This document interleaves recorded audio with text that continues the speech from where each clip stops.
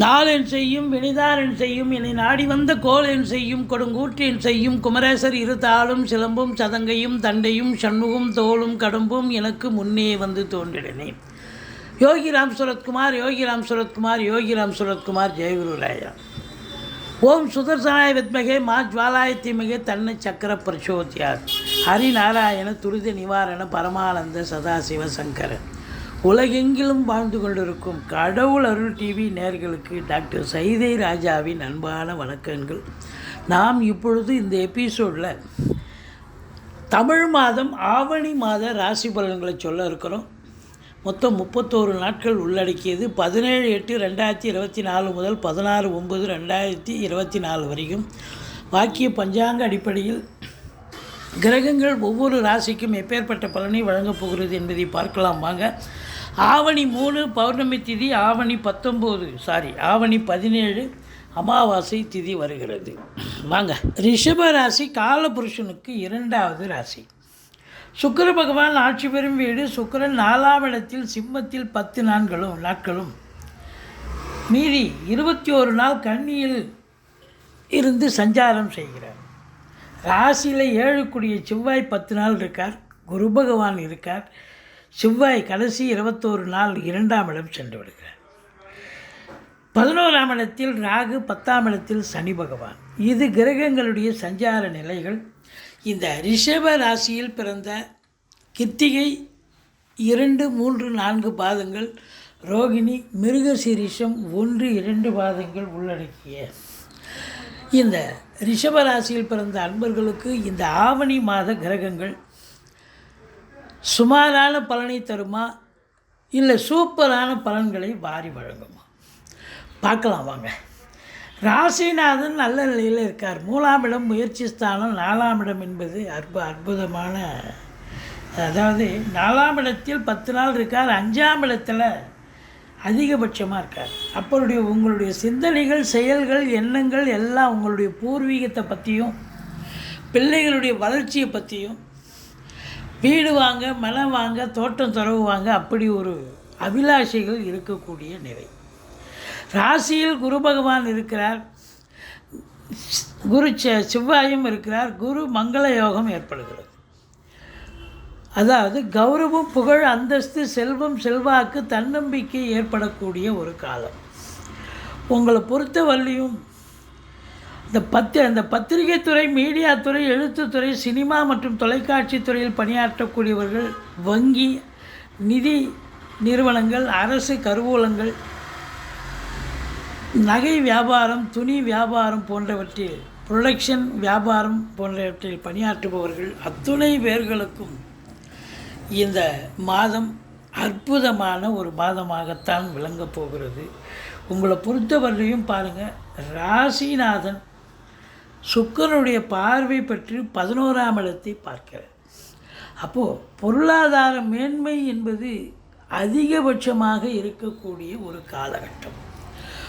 குரு மங்கள யோகம் ஏற்படுவதால் உங்களை பொறுத்தவரையிலையும் இடம் வாங்க, பூமி வாங்க, இப்படி எந்த ஒரு நிலையிலும் உங்களுக்கு அற்புதமான காலகட்டம். அதாவது பூமிகாரகன் தொழிலை செயல்படுத்தக்கூடியவர்கள், அதாவது புரோக்கரேஜ் செய்கிறவங்க, இடம் வாங்கி விற்கக்கூடியவர்கள், ஃப்ளாட் ப்ரமோட்டர்ஸ், பில்டர்ஸ், ஏன் காவல்துறை, தீயணைப்புத்துறை, மருத்துவத்துறை, இராணுவத்துறை எல்லாம் செவ்வாயினுடைய ஆதிக்கம் இல்லையா, யூனிஃபார்ம், இதெல்லாம் இவங்கெல்லாம் ரொம்ப அற்புதமான ஒரு காலகட்டம், சாதிக்கக்கூடிய ஒரு மாதம் அப்படின்னு சொல்லலாம். மற்றபடி செவ்வாய் அதிகபட்சமாக 7 குடையவன் 2ஆம் இடத்தில் இருக்கிறார்.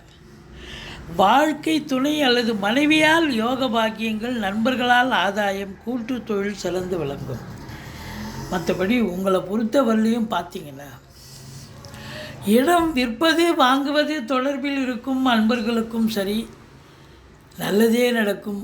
நீங்கள் வெளியில் இடம் வாங்கலாம், விற்கலாம், வீடு கட்டலாம், உங்கள் அபிலாஷை நிறைவேறும். ஒரு சிலர் பூர்வீகத்தில் வீடு வாங்க, மனம் வாங்க, தோட்டம் துறவு வாங்க, ஏதாவது உங்களுடைய நிலை இருக்கும். அதில் நீங்கள் சாதிக்கக்கூடிய நேரமாகவும் இது அமைகிறது. மொத்தத்தில் இந்த செவ்வாய் பகவான் உங்களுக்கு நிறைய அனுகூலங்களை தரக்கூடிய ஒரு மாதமாகத்தான் இது அமைகிறது.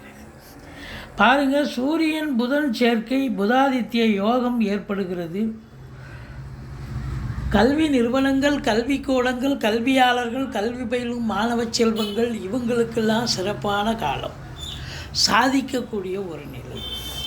அதுலேயும் உங்களுக்கு சனி பார்வையில் சூரியன் இருக்கிறதால என்னதான் சிம்மத்தில் சூரியன் வந்தாலும் 4ஆம் இடத்தில் சூரியன் இருந்து சனி பார்வையில் இருக்கிறதால இந்த ரிஷப ராசியில் பிறந்தவர்கள் அரசியல்வாதிகளாகட்டும், இல்லை அரசாங்கத்தில் IAS, IPS, IFS அதற்கு நிகரான பணியில் வேலை பார்க்குறவங்களாக இருக்கட்டும், உங்கள் தந்தைக்கும் சரி இடர்பாடுகள், இன்னல்கள், பிரச்சனைகள், மற்றவங்க எதாவது போட்டு கொடுத்து எதாவது ஒன்று பிரச்சனை வரலாம்.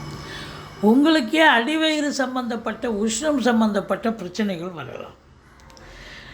மற்றபடி அரசு கருவூலங்கள், அரசு நிறுவனங்கள், அரசு அலுவலகங்களில் வேலை பார்க்கக்கூடியவர்களுக்கு ஒரு பின்னடைவை சந்திக்கலாம். இல்லைனா அதிகபட்சமாக உழைப்பு தேவைப்படுகிறது அப்படின்னு சொல்லலாம். மேலே அமெரிக்கா போய் வேலை பார்த்துட்டு வர முடியாது. ஆஃபீஸர் கூப்பிட்டு இதை செய்யுங்க, அதை செய்யுங்கன்னுவாங்க. நிர்வாகம் இதை கூப்பிட்டு இந்த ஸ்டேட்மெண்ட் எடுத்து செய்யுங்க, அதை செய்யுங்கன்னுவாங்க. செஞ்சு தான் ஆகணும்.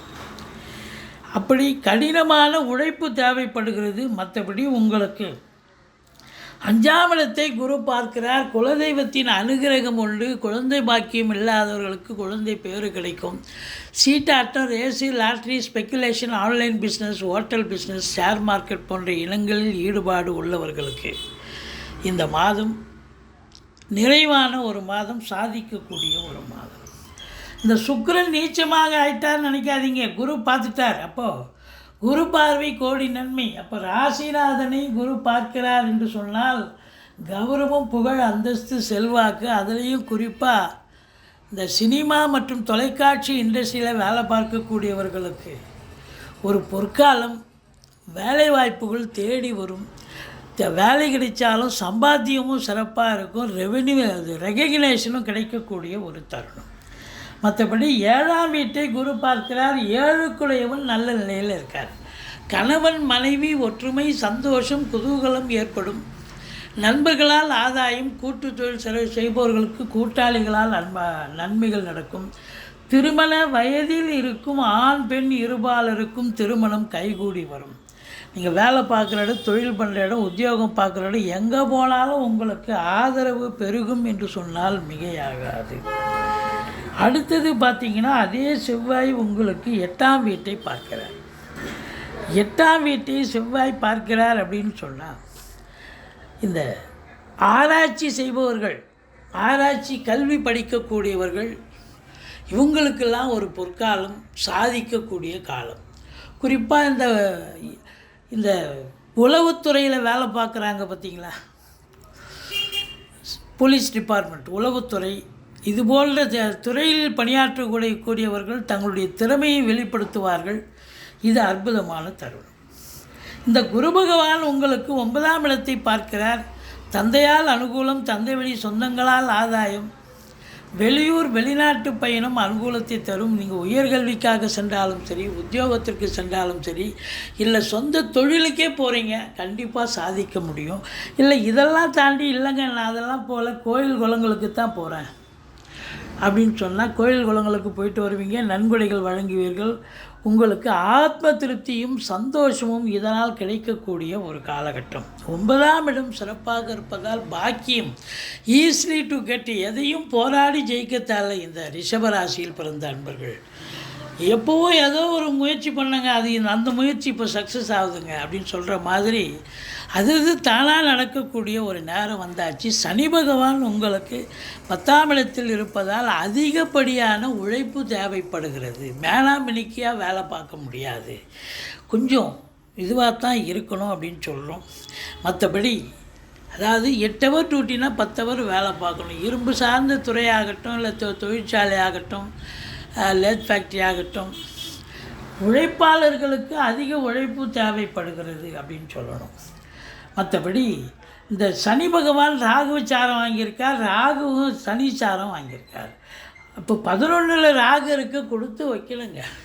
இப்போ வெளியூர் வெளிநாட்டு பயணம் அனுகூலத்தை தரும், நல்ல சம்பாத்தியத்தை தரும். உள்நாட்டு வாணிபம், வெளிநாட்டு வாணிபம், ஏற்றுமதி இறக்குமதியாளர்கள், ஷேர் மார்க்கெட்டில் இன்வெஸ்ட் பண்ணுறவங்க, ஸ்பெக்குலேஷன் பண்ணுறவங்க, ஆன்லைன் பிஸ்னஸ் பண்ணுறவங்க, ஹோட்டல் பிஸ்னஸ் பண்ணுறவங்க, இவங்களுக்கெல்லாம் ஒரு சிறப்பான காலம், அற்புதமான காலம் அப்படின்னே சொல்லணும். மொத்தத்தில் பார்க்கும் பொழுது உங்களுக்கு இந்த ராகு பகவான் 11ல் இருக்க கொடுத்து வைக்கணுங்க. இப்போ உங்கள் ஜனனகால ஜாதகத்தில் வெளிநாடு போகணும்னு ஒரு நிலை இருந்தால் இப்போது உங்கள் ஜாதகத்தில் உங்கள் ஜோசியரை எடுத்து அணுகி கேளுங்க. வெளிநாட்டுக்கு போகிறதுக்கான வாய்ப்பு இருக்கானா இந்த காலகட்டத்தை பயன்படுத்தி கொள்ளுங்கள். கண்டிப்பாக ராகு பகவான் உங்களை வெளிநாடு அனுப்பி வைக்கக்கூடிய தருணம் இது. அதாவது ஒரு 500 ரூபாய் எதிர்பார்க்குற இடத்துல 500 ரூபாய் கட்டே கிடைக்குங்க. அப்படி ஒரு நிலை இந்த ராகு பகவான் அளப்பரிய பலனை, அதாவது 11ல் ராகு எந்த ஒரு கிரகம் இருந்தாலும் சூப்பர், அதுவும் ராகு இருந்தால் ஐயோ கொட்டி கொடுப்பாருங்க. ஓவர் நைட்டில் பெரிய ஆள் ஆகிடுவீங்க. அந்த அளவுக்கு இது இருக்கும். இந்த சனி பகவான் பார்வை பாருங்கள், உங்களுக்கு 12ஆம் வீட்டை சனி பார்க்கிறது. வேலைக்கு உண்ண மாட்டீங்க, உறங்க மாட்டீங்க, டென்ஷன் இருக்கும், பரபரப்பு இருக்கும், மந்திரிச்சு விட்ட மாதிரி இருப்பீங்க. மற்றபடி உங்களுக்கு தேக ஆரோக்கிய குறைவு கூட ஏற்படும். எச்சரிக்கையாக இருக்க வேண்டும். இந்த ரிஷப ராசியில் பிறந்த அன்பர்கள் வணங்க வேண்டிய தெய்வம் அப்படின்னு பார்த்தீங்கன்னா சனி பகவானை வழிபாடு செய்யுங்கள். மற்றபடி உங்களுக்கு ஈஸ்வரனை போற்றுங்கள். 1ஆம் தேதி, அதாவது ஆவணி 1, ஆவணி 26, 27, 28 கடைசியில் மொத்தம் 4 நாள் சந்திராஷ்டம நாள் இருக்கிறதால இந்த ராசியில் பிறந்தவர்கள் எச்சரிக்கையாக சூதனமாக இருந்துக்குங்க. மற்றபடி இந்த ஆவணி மாதம் ஒரு அற்புதமான ஒரு மாதமாகத்தான் இந்த ரிஷப ராசியில் பிறந்தவர்களுக்கு அமையப்போகிறது. சாதிக்கப் போகிறீர்கள், சரித்திரம் படைக்கப் போகிறீர்கள். அதாவது குழந்தைகளால் பேரு புகழ் அந்தஸ்து, மற்றபடி சந்தோஷமாக இருக்க போகிறீங்க. திருமண வயதில் இருக்கும் ஆண் பெண் இருபாலருக்கும் திருமணம் கைகூடி வரப்போகிறது. வெளிநாடு சமாச்சாரம் அனுகூலத்தை தரும்.